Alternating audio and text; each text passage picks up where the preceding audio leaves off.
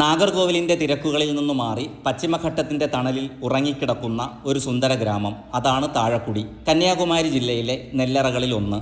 ഈ ഗ്രാമത്തിലേക്ക് പ്രവേശിക്കുമ്പോൾ തന്നെ നമ്മെ സ്വീകരിക്കുന്നത് തണുത്ത കാറ്റും കണ്ണിന് കുളിർമയേകുന്ന പച്ചപ്പുമാണ്. താഴക്കുടിയുടെ ജീവനാഡി അവിടുത്തെ വിസ്തൃതമായ നെൽവയലുകളാണ്. കിലോമീറ്ററുകളോളം പരന്നുകിടക്കുന്ന ഈ പാടശേഖരങ്ങൾ ഓരോ സീസണിലും ഓരോ വേഷം അണിയുന്നു. വിതയ്ക്കുന്ന കാലത്ത് ചെളി നിറഞ്ഞ പാടങ്ങളും പിന്നീട് മുട്ടൊപ്പം വളരുന്ന പച്ചപ്പും ഒടുവിൽ കൊയ്ത്ത് കാലത്ത് സ്വർണ്ണ നിറത്തിൽ അലതല്ലുന്ന നെൽക്കതിരുകളും.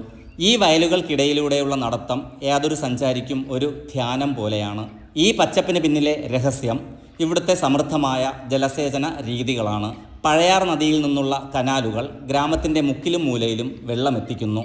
പാടവരമ്പിലൂടെ ഒഴുകുന്ന തെളിനീരും വലിയ തോടുകളും അവിടുത്തെ കുളങ്ങളും താഴക്കുടിയെ എപ്പോഴും ഈർപ്പമുള്ളതാക്കി നിർത്തുന്നു. കൃഷിപ്പണിക്കായി വെള്ളം തിരിച്ചുവിടുന്ന കർഷകരും തോടുകളിൽ മീൻ പിടിക്കുന്ന നാട്ടുകാരും ഇവിടുത്തെ സ്ഥിരം കാഴ്ചയാണ്.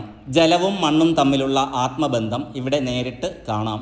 വയലുകൾക്ക് അപ്പുറം ചക്രവാളത്തിൽ തല ഉയർത്തി നിൽക്കുന്ന പശ്ചിമഘട്ട മലനിരകളാണ് താഴക്കുടിയുടെ പശ്ചാത്തലം.